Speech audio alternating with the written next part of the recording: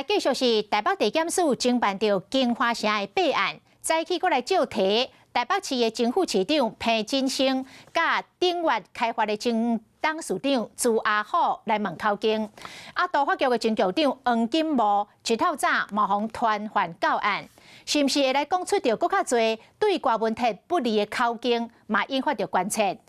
周刊进前报道讲，郭文哲的秘书柯志如，真有可能就是伊的这个大新的校房。检方即摆证实，伊人真正伫咧日本，无摆除是后一步追查的重点。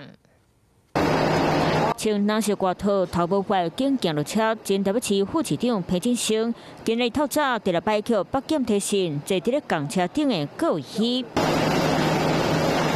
行伫咧后壁，穿白衫、拿白小衬拖，佮特别挖过来看镜头一个，伊是前顶月开发董事长朱阿虎，即马是本案威胁林罪堂，招致控告成功，毋过嘛是扣裁定羁押。过无到2天，随个扣提讯，检方动作不断，伫礼拜面前团伙被告，佮动量级证人团，敢若就是为着要交叉比对证词。今日透早，检方佮出招。说明一下。郭翠安穿米白色的外套，由律师陪同行至北检。前督法局长黄金武顶个月13号用500万交保，进前叫约谈，甲警察讲，经发生案是郭文哲交办，即便各方叫转来问，敢会讲出更加侪关键证据，引起外界关注。主席还是不认罪吗？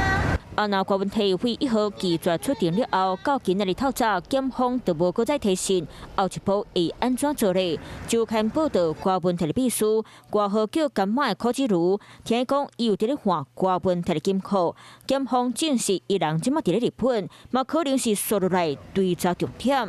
Hello， 我是林仙怡。想要抢先掌握最及时的新闻资讯吗？赶快订阅、按赞、开启小铃铛，锁定华视新闻 YouTube 频道。